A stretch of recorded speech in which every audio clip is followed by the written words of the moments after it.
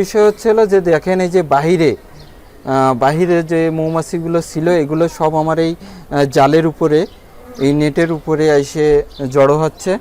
তার মানে এখানে অবশ্যই রানী আছে, কারণ রানী না থাকলে আমার এই মৌমাছিগুলো এলোমেলো হয়ে যাওয়ার সম্ভাবনা ছিল, এলোমেলো হয়ে যেত। কিন্তু আমার এইখানে কিন্তু কোনো মৌমাছি এলোমেলো হয় নাই। আমরা খুব কাছে থেকে দেখানোর চেষ্টা করতেছি। এই দেখেন এই যে বাহিরে নেটের উপরেও অনেক মৌমাছি জমা হয়ে আছে। এই যে অনেক মৌমাছি জমা হচ্ছে বাহিরের থেকে, যে বাহিরে যে মৌমাছিগুলো ছিল সেগুলো এসে এই যে জালের উপরে জড়ো হচ্ছে। তাই আমাদের রানী অবশ্যই রানী মৌমাছি এখানে আছে। এখন আমরা যেহেতু রানী খুঁজতেছি, রানী মৌমাছিটা খুঁজতেছি, কিন্তু এত মৌমাছির ভিতরে আসলে এভাবে নেটের ভিতরে খুঁজে পাওয়া একটু কঠিন। তাই আমরা আরেকটা সহজ কাজ করতে পারি, সেটা হচ্ছে আমরা এই মৌমাছিগুলো ঝেড়ে একবারে বক্সের ভিতরে দিয়ে দিতে পারি। যদি বক্সের ভিতরে দিয়ে দেই তাহলে সহজ হয়ে যাবে।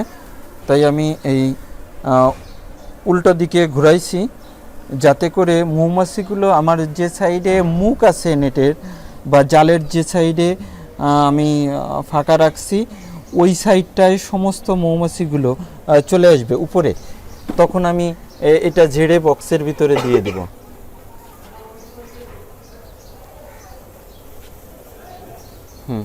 আমি উল্টা করে রাখছি,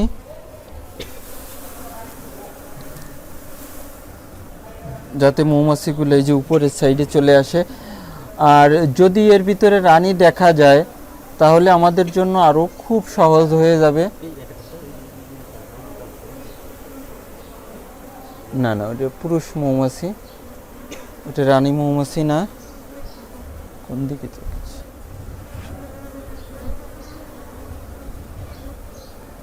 এটা পুরুষ মৌমাছি।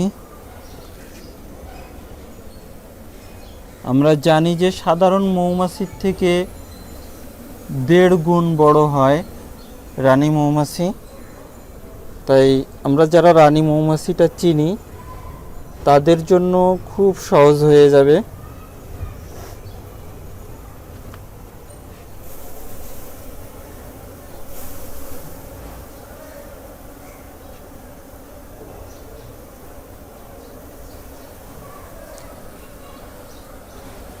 হ্যাঁ, ওদিকে একটা হাত লাগান তো, জালটা একটু ফাঁকা করে, নেটটা একটু ফাঁকা করে ধরেন। হ্যাঁ, যাতে নিচের মৌমাছিগুলো উপরে চলে আসে।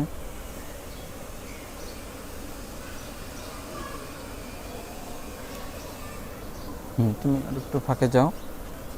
হ্যাঁ হ্যাঁ, যেখানে দাঁড়াইলে মানে ক্লিয়ার। হ্যাঁ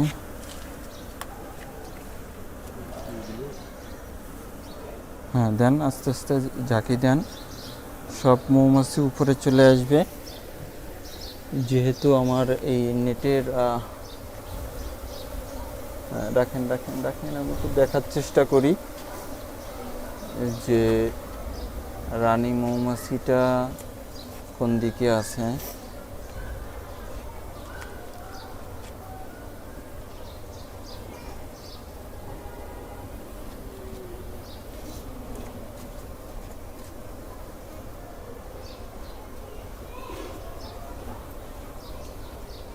রানী মৌমাছিটা দেখাতে পারলে হয়তো আপনাদের জন্য আরও সুবিধা হতো।